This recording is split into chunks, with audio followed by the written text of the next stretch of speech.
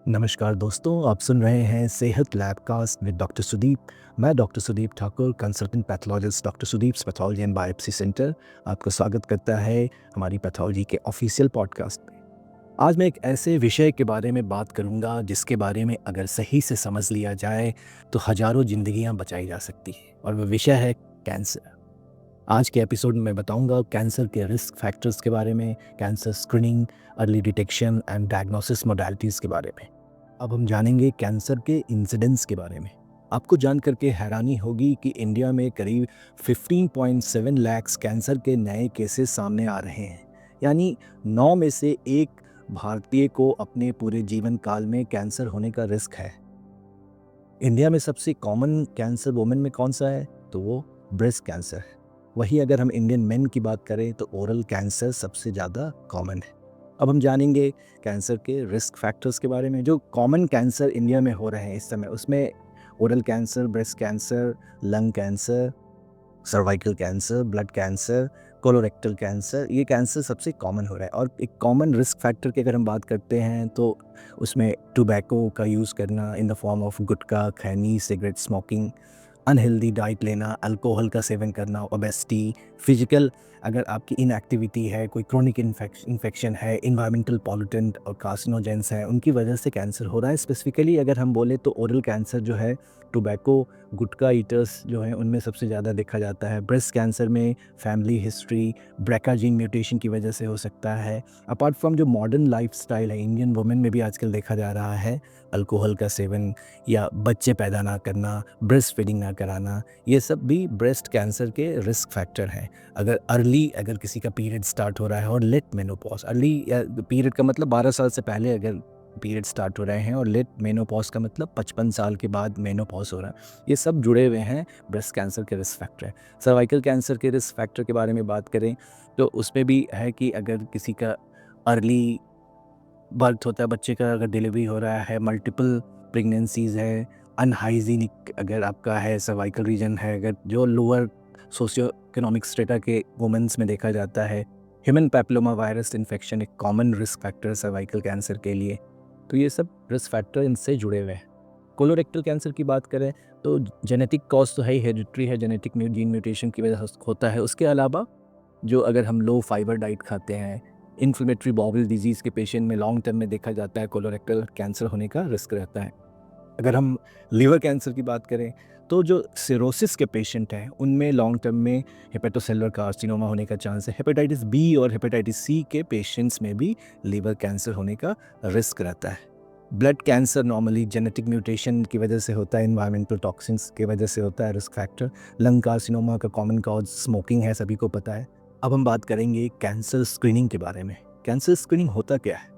Cancer को symptoms आने से पहले पकड़ना, ये जो स्क्रीनिंग प्रोसेस होता है ये हेल्दी या अपरेंटली हेल्दी लोगों में ही किया जाता है। अर्ली स्टेज में या प्री कैंसर चेंजेस को स्क्रीनिंग के मेथड्स के द्वारा हम डिटेक्ट करते हैं। और स्क्रीनिंग ज़रूरी इसलिए है क्योंकि मोस्ट ऑफ द कैंसर जो अर्ली स्टेज में साइलेंट होता है, सिम्टम लेस होता है। और अगर इस छिपे हुए कैंसर का स्क्रीनिंग से पता लगा लेते हैं तो कैंसर का इलाज करना अर्ली स्टेज में आसान होता है, सर्वाइवल रेट भी बढ़ जाता है। कई बार स्क्रीनिंग से हम प्री कैंसर स्टेज में ही कैंसर को पकड़ लेते हैं और उसका सही टाइम पे सही इलाज हो जाता है। मतलब एडवांटेज ये है कि अगर हम अर्ली डिटेक्शन कैंसर का करते हैं तो अर्ली ट्रीटमेंट स्टार्ट होगा, और अर्ली ट्रीटमेंट स्टार्ट होगा तो बेटर सर्वाइवल रेट होगा।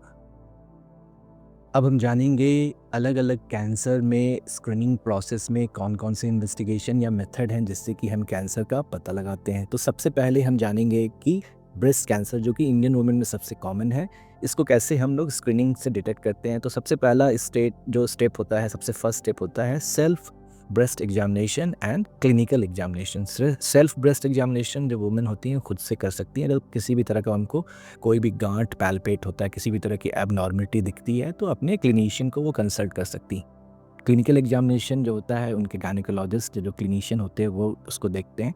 किसी भी तरह का ब्रेस्ट में कोई गांठ हो या आपके एक्जिला या बगल में कोई गांठ महसूस होती है, लिम्फ नोड इनलार्जमेंट होता है, तो आपको तुरंत ही अपने कंसल्टेंट से मिलना चाहिए और फर्दर इन्वेस्टिगेशन कराना चाहिए। दूसरा सबसे इम्पॉर्टेंट ब्रेस्ट कैंसर के स्क्रीनिंग में मैमोग्राफी, एक रेडियोलॉजिकल प्रोसेस है। किसी भी तरह का इसमें कोई रिस्क नहीं है। ये भी आपको कराना चाहिए। Then next is FNAC, that is fine needle aspiration cytology. ये एक मिनिमली इन्वेसिव प्रोसेस होता है और आपका उस जस्ट लाइक OPD प्रोसीड्योर, और आपको ये अर्ली डिटेक्शन में अगर किसी तरह का लंप महसूस होता है, गांठ महसूस होता है, तो आपको ये FNAC कराना चाहिए। अगर FNAC में किसी भी तरह का सस्पिशियस सेल दिखता है, अगर मैलिग्नेंसी सस्पेक्ट कर रहे हैं, या कई बार FNAC में डायग्नोसिस क्लियर नहीं हो पाती है, तो हमको कोर निडल बायोप्सी कराना पड़ता है, जिससे कि कैंसर को हम कंफर्म कर सकते हैं। नेक्स्ट, ओरल कैंसर, जो कि इंडियन मेन में सबसे कॉमन है।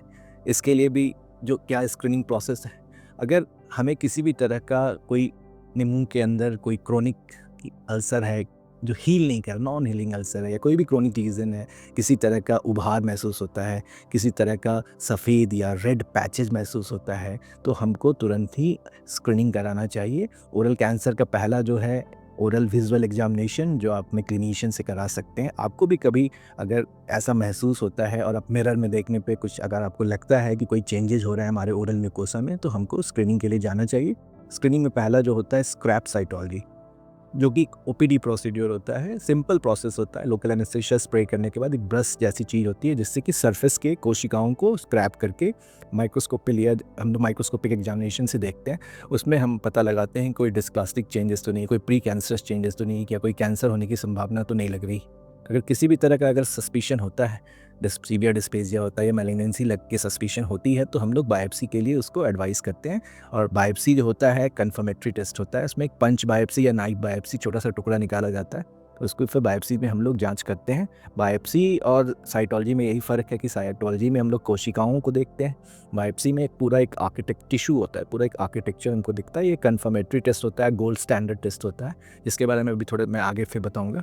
उसके अलावा अगर हम जानें कि सर्वाइकल कैंसर के लिए क्या स्क्रीनिंग टेस्ट ज़रूरी, तो अगर हमें किसी भी तरह का पोस्ट क्वाइटल ब्लीडिंग हो रहा है, अगर अनहेल्दी हमारे सर्वाइकल लिप्स हैं, किसी भी तरह का कोई डिस्चार्ज, तो अपने कंसल्टेंट से आपको कंसल्ट करके जो कॉमन स्क्रीनिंग प्रोसेस है, पैप स्मेयर है, liquid based cytology that is LBC। Pap smear जो है पहले काफ़ी सालों से हो रहा है, अभी रिसेंट टाइम में LBC हम लोग करते हैं, जो ज़्यादा एडवांस साइटोलॉजिकल टेक्निक है।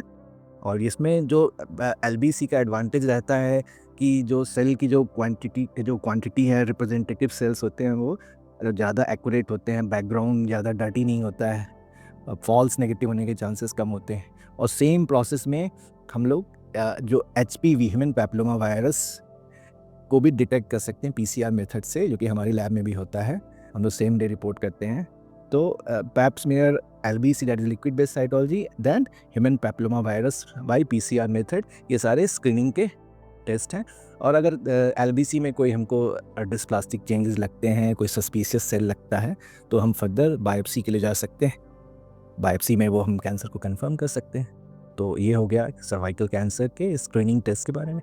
अब हम जानेंगे लंग कैंसर के लिए हम क्या स्क्रीनिंग प्रोसेस कर सकते हैं। तो लंग कैंसर अगर कोई हाई रिस्क ग्रुप है, स्मोकर्स हैं, तो इसमें हम लोग एक तो लो डोज CT स्कैन से हम लोग, एक इमेजिंग टेक्निक होती है रेडियोलॉजिकल, उससे हम लोग मालूम कर सकते हैं। उसके अलावा स्प्यूटम साइटोलॉजी है, और अगर कोई हमें कोई मास दिखता है, कोई लीजन लंग के अंदर दिखता है, तो CT गाइडेड बायोप्सी होती है, कोर्नियल बायोप्सी, उससे हम लोग फर्दर कंफर्म कर सकते हैं। उसके अलावा कोलोरेक्टल कैंसर, इसमें क्या स्क्रीनिंग टेस्ट कर सकते हैं, तो एक तो स्टूल अकल्ट ब्लड हमको कराना चाहिए, अपना कोलोनोस्कोपी कराना चाहिए, और किसी भी तरह का एबनॉर्मल कोई लीजन या ग्रोथ अल्सर दिखता है, तो उसको कोलोनोस्कोपिक गाइडेड बायोप्सी से हम उसकी जांच करके कैंसर का पता लगा सकते हैं। नेक्स्ट, अगर प्रोस्टेट कैंसर, जो कि सीनियर सिटीजन में काफ़ी कॉमन है, उसके लिए क्या स्क्रीनिंग प्रोसेस है, तो एक तो रेक्टल एग्जामिनेशन डॉक्टर करते हैं, बाकी एक कॉमन ब्लड टेस्ट, सिंपल सा ब्लड टेस्ट है, PSA, प्रोस्टेट स्पेसिफिक एंटीजन। ये टोटल PSA और फ्री PSA दोनों होता है। जो भी सीनियर सिटीजन से मैं कहूँगा, ये 50 साल के ऊपर जो भी लोग हैं, जब कभी आप अपना एनुअल हेल्थ चेकअप कराते हैं कहीं से भी, किसी भी लैब से, अपने हेल्थ चेकअप पैकेज में PSA ज़रूर कराएं। ये एक इम्पॉर्टेंट टेस्ट है। PSA just like a tumour marker, मगर इससे हमको एक अंदाज़ा होता है कि कैंसर होने की कोई संभावना तो नहीं बन रही है, फिर हम फर्दर उसको बायोप्सी से कंफर्म करते हैं। तो ये प्रोस्टेट कैंसर के लिए हो गया। उसके अलावा लीवर कैंसर के लिए हम लोग क्या कर सकते हैं, तो एक नॉर्मल रेडियोलॉजिकल टेस्ट में अल्ट्रासोनोग्राफी से कोई लीवर लीजन तो नहीं हो रहा है। उसके अलावा एक ब्लड टेस्ट या ट्यूमर मार्कर कह लें, AFP that is alpha fetoprotein, इससे हम लोग एक मालूम कर सकते हैं कि कैंसर की संभावना तो नहीं। Then next cancer is blood cancer. Blood cancer कोई अनएक्सप्लेन्ड फीवर हो रहा है लॉन्ग टर्म से, वेट लॉस हो रहा है, कहीं कोई लिम्फ नोड एनलार्जमेंट, हेपेटोस्प्लेनोमेगाली, इस तरह के कोई भी अगर आपके शरीर में चेंजेस आ रहे हैं, वीकनेस हो रहा है, एनीमिक है, लॉन्ग टर्म में ठीक नहीं हो रहा, रिफ्रैक्टरी एनीमिया है, तो आपको एक तो पहला सिंपल टेस्ट है ब्लड से जो करते हैं, general blood picture. Peripheral examination से हम लोग मालूम कर सकते हैं। उसमें अगर कोई सस्पिशियस सेल्स दिखते हैं तो हम लोग बोन मैरो एग्जामिनेशन कर सकते हैं। आजकल काफ़ी सारी नई मॉडर्न टेक्नोलॉजीज आ गई है, फ्लो साइटोमेट्री है, साइटोजेनेटिक स्टडीज़ है, इनसे हम लोग फर्दर कैंसर को कंफर्म कर सकते हैं, टाइप ऑफ कैंसर मालूम कर सकते हैं। तो ये तो होगी ब्लड कैंसर की बात। अब हम जानेंगे स्क्रीनिंग प्रोग्राम्स जो गवर्नमेंट के द्वारा चलाई जाती है। गवर्नमेंट भी इस पे वर्क कर रही है जो अवेयरनेस के लिए, या जो स्क्रीनिंग प्रोग्राम हमारे डिस्ट्रिक्ट हॉस्पिटल्स में या मेडिकल कॉलेजेस में हो रहे हैं, बट उसमें जो शॉर्ट कमिंग्स क्या है, किस वजह से वो उतनी सफल नहीं हो पा रहे हैं, इसका अनेकों रीज़न हो सकता है। जैसे lack of proper staff training, routine screening का सही फ्रीक्वेंसी नहीं है, प्रोटोकॉल्स जो इम्प्लीमेंटेशंस का जो प्रोटोकॉल का इम्प्लीमेंटेशन सही से नहीं हो पाता है, lack of proper infrastructure, specialist की कमी, lack of community awareness, access barrier हैं। तो ये सब कारण हैं जिस वजह से गवर्नमेंट रन स्क्रीनिंग प्रोग्राम्स उतने सक्सेसफुल इंडिया में नहीं हो पा रहे हैं। अब मैं उत्तर प्रदेश का एग्जांपल लेता हूँ, जो कि हमारी लैब कानपुर में है। तो उत्तर प्रदेश में रिसेंटली जो डाटा मिला है कि जो महिलाएं हैं उत्तर प्रदेश में, केवल 1.5% जो महिलाएं हैं जिन्होंने अपना सर्वाइकल स्क्रीनिंग कराया है। ब्रेस्ट कैंसर में ये फिगर और भी नीचे, 0.4% जो है वुमेन हैं जिन्होंने अपना ब्रेस्ट कैंसर का स्क्रीनिंग कराया है। मेन की बात करें, मेन भी महिलाओं से पीछे नहीं है। ओरल कैंसर की स्क्रीनिंग की बात करें तो केवल 0.6% मेन हैं जिन्होंने अपना ओरल कैंसर का स्क्रीनिंग कराया है, जो कि आप देख सकते हो कि काफ़ी कम ये फिगर है। लोगों में अवेयरनेस नहीं है। ऐसा नहीं है कि हाई जो सोशियो इकोनॉमिक स्ट्रेटा के लोग हैं, जो अमीर हैं, जो पढ़े लिखे लोग हैं, आप गरीब ले लो, अमीर ले लो, पढ़े लिखे ले लो, अनपढ़ ले लो, ये सभी पे ये बात लागू होती है। ये अवेयरनेस है ही नहीं, ना ही हमारे स्कूल कॉलेज में इसको अच्छी तरह से पढ़ाया जाता है, ना ही गवर्नमेंट इसके लिए बहुत ज़्यादा कुछ कर पा रही है। कई बार कोई कैंसर अगर हमारे शरीर के अंदर है तो समझ में आता है। कई बार जो ओरल कैंसर है या ब्रेस्ट कैंसर है जो बाहर से भी दिखता है, लोग बिल्कुल लेट स्टेज में आते हैं, बिल्कुल जब आपका हाल बेहाल हो जाता है, जब आपको सिम्टम्स डेवलप करने लगते हैं, तब आपके पास जांच कराने आते हैं। तो लेट स्टेज में कैंसर का इलाज काफ़ी मुश्किल। अर्ली स्टेज में आप अगर आते हैं, आप ब्रेस्ट कैंसर में जैसे लोग कुछ शर्म के मारे नहीं आ पाते हैं, सर्वाइकल कैंसर बिल्कुल बाद में जब कंडीशन ख़राब होने लगती है तो वो फिर उस इन्वेस्टिगेशन डायग्नोसिस के लिए पहुंचते हैं। तो अवेयरनेस बहुत ज़रूरी है। टाइम टू टाइम आपको अपना स्क्रीनिंग कराना है, जो फ्रिक्वेंसी बताई जाती है फॉलोअप कराना है, ये सब काफ़ी ज़रूरी है। अब हम जानेंगे कि आइडियल एज क्या है स्क्रीनिंग के लिए, या फ्रीक्वेंसी क्या होनी चाहिए। तो सबसे पहले जो इंडियन मेन में ओरल कैंसर कॉमन है उसके बारे में बात करते हैं। तो इस आइडियल एज जो है 30 साल के बाद हमको अपना ओरल एग्जामिनेशन कराना चाहिए एनुअली। और अगर कोई भी आपको रिस्क फैक्टर है, गुटखा ईटर हैं, तो इनको विशेष ध्यान रखना पड़ेगा। और किसी भी तरह का मतलब ओरल लीजन है, red patch, white patch, non healing ulcer या कोई भी ग्रोथ है, तो आपको स्क्रैप साइटोलॉजी या बायोप्सी करानी पड़ेगी। अब हम बात करेंगे सर्वाइकल कैंसर के स्क्रीनिंग का एक जो कौन सा आइडियल एज है जब हमें स्क्रीनिंग करानी चाहिए। तो सर्वाइकल कैंसर के केस में 21 साल 21 ईयर्स से हमें स्टार्ट करना चाहिए। हर 3 साल पे आइदर पैप स्मीयर या एलबीसी आइडियली कराना चाहिए। अभी मैंने बताया था ह्यूमन पैपिलोमा वायरस के बारे में, जो कि सर्वाइकल कैंसर का एक इम्पॉर्टेंट रिस्क फैक्टर है। तो अगर हम एलबीसी करा रहे हैं तो हर 5 साल में उसके साथ एचपीवी कंबाइंड रूप से दोनों टेस्ट करा सकते हैं। आफ्टर 30 ईयर तो कराना ही चाहिए। उसके अलावा अगर भाई जो रिस्क हाई, खासकर जो हाई रिस्क ग्रुप होते हैं, जो मैंने ऑलरेडी सर्वाइकल कैंसर के जो रिस्क फैक्टर्स या रिस्क ग्रुप के बारे में बताया हुआ है, उनको तो हर 3 साल पे कराना चाहिए। अब हम बात करेंगे next is breast cancer. Breast cancer में आइडियल एज क्या है, तो 40 साल से हमको स्क्रीनिंग स्टार्ट कराना चाहिए। हर 2 साल में एक बार मैमोग्राफी कराना चाहिए, और क्लिनिकल ब्रेस्ट एग्जामिनेशन तो हमको एनुअली कराना चाहिए। हाई रिस्क बता ही चुके हैं, उनको खासकर विशेष ध्यान देना है। दैन कोलोरेक्टल कैंसर, ये 45 साल के बाद हमको स्टार्ट करना चाहिए। अपना स्टूल, अकल, ब्लड हर साल में एक बार कराना चाहिए। कोलोनोस्कोपी उतनी फ्रिक्वेंटली नहीं कराते हैं, हर 10 साल में कराते हैं। लेकिन अगर किसी को आईबीडी है, इंफ्लेमेटरी बाउल डिजीज़, या कोई अदर रिस्क फैक्टर है, तो आपको थोड़ा फ्रिक्वेंटली कराना चाहिए। Then is prostate. प्रोस्टेट का जो कैंसर होता है वो 50 साल के बाद हमको स्क्रीनिंग रेगुलर कराना चाहिए। फैमिली हिस्ट्री है अगर आपके घर में, तो आपको 45 साल से ही प्रोस्टेट कैंसर की स्क्रीनिंग कराना चाहिए। और सिंपल टेस्ट है पीएसए, हर साल में एक बार आपको कराना चाहिए। अपने हेल्थ चेकअप पैनल में पीएसए जरूर कराएं।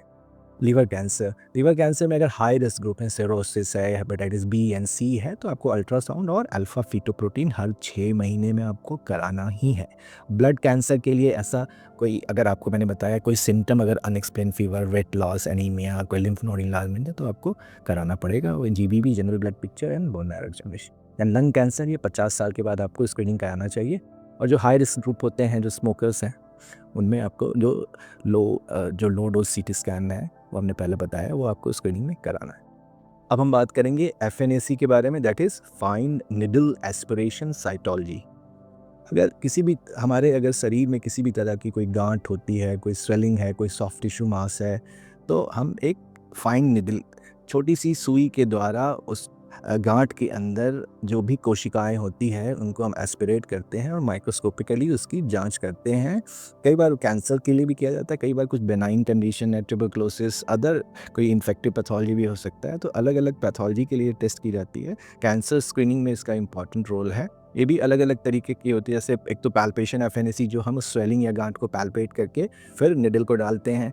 अल्ट्रासाउंड गाइडेड एफएनएसी, सीटी गाइडेड एफएनएसी, कभी कभी इंडोस्कोपिक एफएनएसी भी होता है। तो ये अलग अलग मेथड है जिससे हम एफएनएसी करते हैं। फाइनली स्लाइड प्रिपेयर करके कोशिकाओं को हम माइक्रोस्कोप से देखते हैं और अपनी डायग्नोसिस बताते हैं। एक क्विक प्रोसीड्योर है, ये मिनिमली इन्वेसिव है, no need of anaesthesia and ideal for screening. तो एफएनएसी कराने में कोई भी किसी तरह का कोई खतरा नहीं है, कैंसर नहीं फैलता है एफएनएसी कराने से। तो अगर आपके डॉक्टर एडवाइस कर रहे हैं तो एफएनएसी ज़रूर कराएं। फिर हम बात करेंगे स्क्रैप साइटोलॉजी के बारे में, जो कि ये भी एक सिंपल प्रोसेस है, ओपीडी प्रोसेस होता है, 5 मिनट का प्रोसेस है। नॉर्मली ओरल म्यूकोसल लीजन या ओरल कैंसर के केसेस में करते हैं, बाकी वल्बल पेनाइल लीजन में भी कर सकते हैं, कुछ स्किन कंडीशंस भी होते हैं जिसमें होता है। तो अभी हम ओरल कैंसर की बात करते हैं, तो सबसे पहले हम एक स्प्रे करते हैं लिग्नोकेन का, उसको लोकल एनेस्थीसिया से एनेस्थेटाइज उस एरिया को कर देते हैं। फिर एक ब्रश होता है, ब्रश से स्क्रैप करके सरफेस की कोशिकाओं को लेते हैं और माइक्रोस्कोपिकली एग्जामिनेशन करते हैं। कोई भी प्री कैंसरस कंडीशन, ल्यूकोप्लेकिया, इथ्रोप्लेकिया, डिस्पेसिया, इनको हम डिटेक्ट करते हैं। तो early detection of oral cancer में काफ़ी हेल्पफुल होता है। और ये जो इसका कुछ लिमिटेशंस भी हैं कि अगर डीप लीजन है तो उसमें थोड़ा प्रॉब्लम आती है, कोई अगर हम एग्जैक्ट ग्रेडिंग ऑफ कैंसर नहीं कर सकते हैं, और फॉल्स नेगेटिव होने के भी चांसेस होते हैं। तो कभी भी अगर किसी भी तरह का सस्पिशन है और अगर स्क्रैप साइटोलॉजी के रिजल्ट्स अगर डेफिनेटिव नहीं आ रहे हैं, तो हमको फर्दर बायोप्सी कराना चाहिए। खासकर कि ये जो हम स्क्रैप साइटोलॉजी जो करते हैं, जो oral lesion high risk group है, जो टोबैको यूज़र या गुटखा खाने वाले हैं, और बाकी अदर कोई अल्सर है, रेड वाइट पैचेस हैं, तो इन सब कंडीशन में हमको स्क्रैप साइटोलॉजी कराना चाहिए। अब हम जानेंगे बायोप्सी के बारे में। शरीर के किसी भी सस्पिशियस टिश्यू का हिस्सा निकाल करके उसका माइक्रोस्कोपिक एग्जामिनेशन करना, बायोप्सी सिंपल वर्ड में आप समझ सकते हैं। और बायोप्सी जो होता है गोल्ड स्टैंडर्ड है कैंसर डायग्नोसिस के लिए, एक कन्फर्मेटरी टेस्ट है।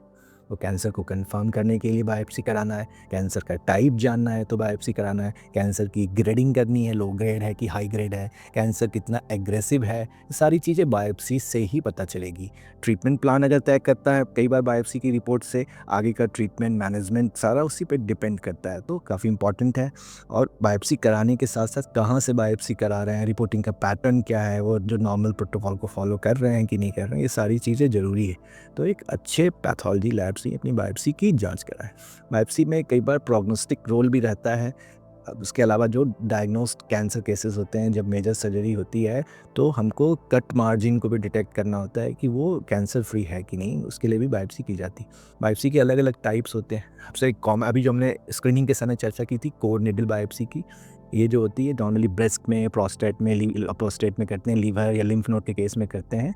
ये एफएनएसी से ज़्यादा एक्यूरेट होती है। इसमें इम्यूनोहिस्टोकेमिस्ट्री भी कर सकते हैं, और हम लोग टिश्यू में देख रहे हैं तो चीज़ों को ज़्यादा अच्छे से क्लियर कर सकते हैं, कंफर्म कर सकते हैं। और ये जो कोनिडल बायोप्सी कई बार इमेज गाइडेड भी होती है, जिसमें हमको इंटरवेंशन रेडियोलॉजिस्ट की भी सहायता लेनी पड़ती है।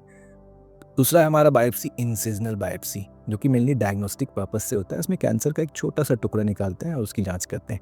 दैन एक्सिजनल बायोप्सी, इसमें हम लोग पूरे कैंसर को एक्साइज करते हैं, और ये डायग्नोसिस के साथ साथ इसका ट्रीटमेंट जो हमारा, उसमें भी इसका रोल रहता है। दैन पंच बायोप्सी कॉमन ओरल कैंसर या स्किन कैंसर में करते हैं, छोटा सा एक टुकड़ा निकालते हैं, कई बार इंडोस्कोपिक गाइडेड, कोलोनोस्कोपिक गाइडेड हमारे जीआईटी के कैंसर्स के लिए भी की जाती है। अपार्ट फ्रॉम अभी हमने बताया इंटरवेंशन रेडियोलॉजिस्ट अल्ट्रासाउंड गाइडेड या सीटी गाइडेड बायोप्सी भी करते हैं, बोन मैरो बायोप्सी भी होता है। तो ये सब एक कॉमन बायोप्सीज हैं जो कि कैंसर के डायग्नोसिस में हम लोग करते हैं।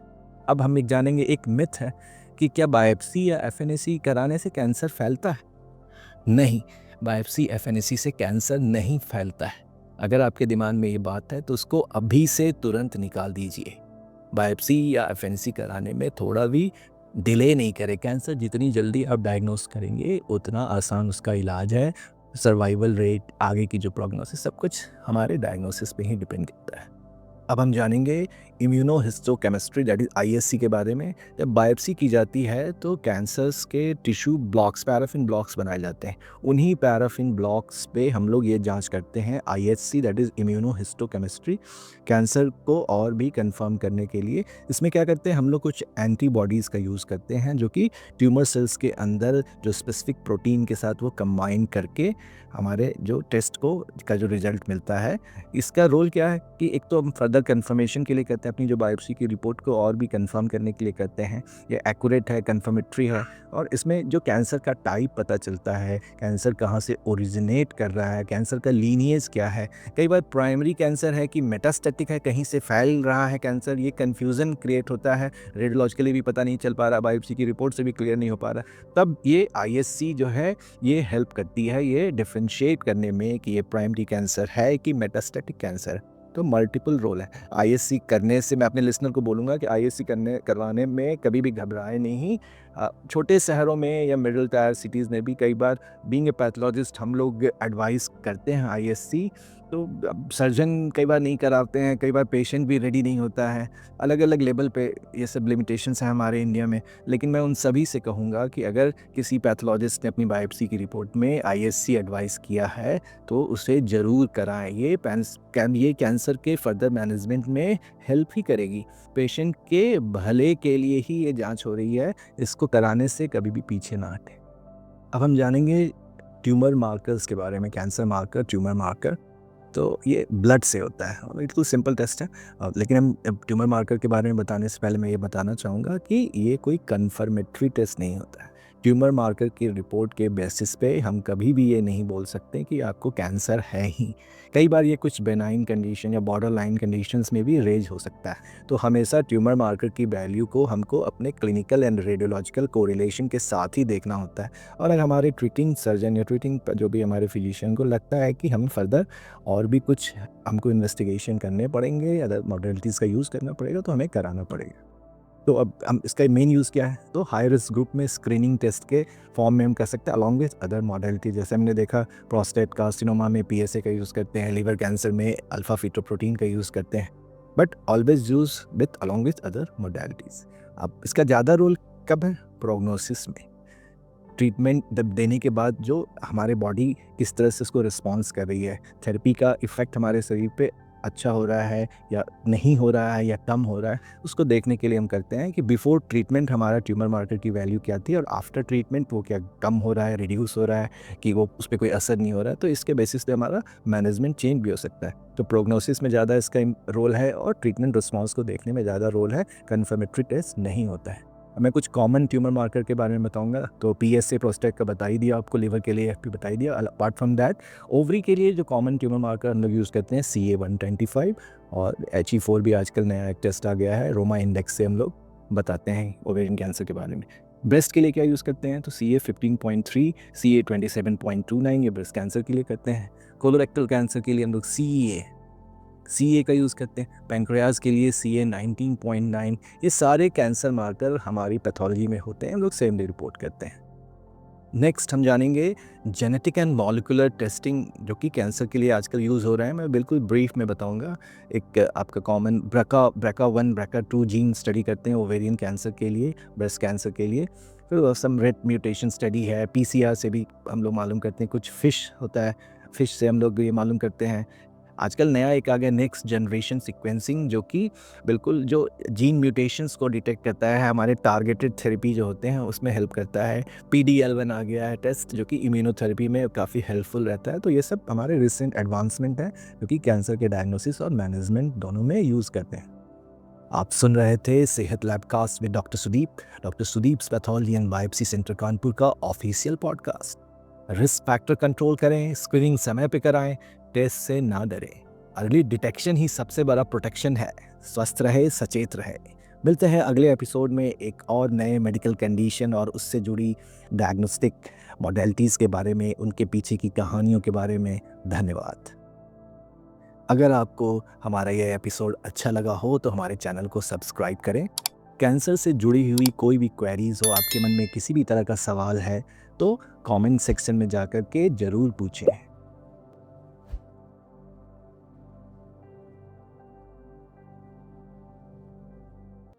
डॉक्टर सुदीप पैथोलॉजी एवं बायोप्सी सेंटर कैंसर जागरूकता एवं समय रहते पहचान अर्ली डिटेक्शन के लिए एक नई पहल प्रस्तुत करता है, कानपुर फाइट्स अगेंस्ट कैंसर। इस विशेष स्क्रीनिंग कार्यक्रम के अंतर्गत हम निम्न सुविधाएं प्रदान कर रहे हैं। बीपीएल कार्ड धारकों के लिए चयनित जांचें पूर्णतः निःशुल्क, FNAC, scrape cytology, pap smear. अन्य सभी जांचें 50% रियायती दर पर। अन्य मरीजों के लिए भी सभी जांचें 50% छूट पर उपलब्ध। इस सुविधा का लाभ कैसे उठाएं? हमारा नया मोबाइल ऐप डाउनलोड करें। ऐप खोलकर Kanpur fights against cancer button पर क्लिक करें। सभी आवश्यक दस्तावेज अपलोड करें। हमारी कस्टमर केयर टीम आपसे संपर्क करेगी। कंसल्टेंट पैथोलॉजिस्ट से आपकी अपॉइंटमेंट बुक की जाएगी एवं आगे की प्रक्रिया बताई जाएगी।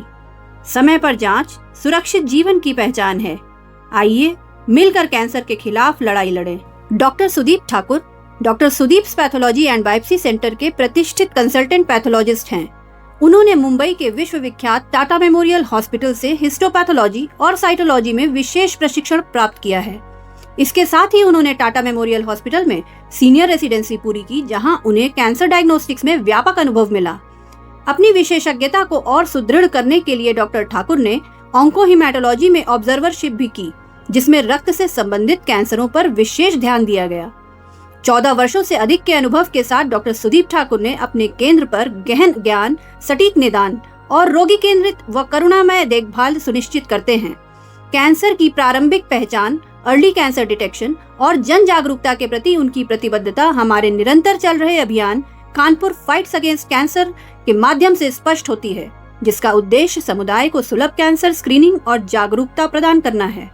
कैंसर के सामान्य लक्षण: अचानक और बिना कारण वजन कम होना, लगातार थकान या कमजोरी, लंबे समय तक बुखार या रात में पसीना आना, दर्द जो लंबे समय तक बना रहे, त्वचा में बदलाव जैसे रंग बदलना, नया तिल या पुराने तिल में बदलाव, घाव जो ठीक न हो, सूजन या गांठ खासकर स्तन, गर्दन, बगल या कमर में, लगातार खांसी या आवाज में बदलाव, सांस लेने में तकलीफ, खाने में परेशानी या निगलने में कठिनाई, पाचन संबंधी समस्या जैसे लगातार अपच, उल्टी या दस्त, मल या मूत्र में खून आना, मूत्र या मल त्याग की आदतों में बदलाव, असामान्य रक्तस्राव जैसे महिलाओं में असामान्य योनि से खून, खांसी या उल्टी में खून, मुंह में किसी भी तरह का कोई अल्सर, छाला या कोई ग्रोथ जो लंबे समय से बनी हुई है, मुंह का पूरी तरह ना खुल पाना। महत्वपूर्ण सलाह यह है कि ये लक्षण जरूरी नहीं कि कैंसर ही हो, लेकिन यदि इनमें से कोई भी लक्षण 2-3 हफ्तों से अधिक समय तक बना रहे तो डॉक्टर से जांच कराना बहुत जरूरी है। जल्दी पहचान यानी अर्ली डिटेक्शन से कैंसर का इलाज अधिक प्रभावी होता है।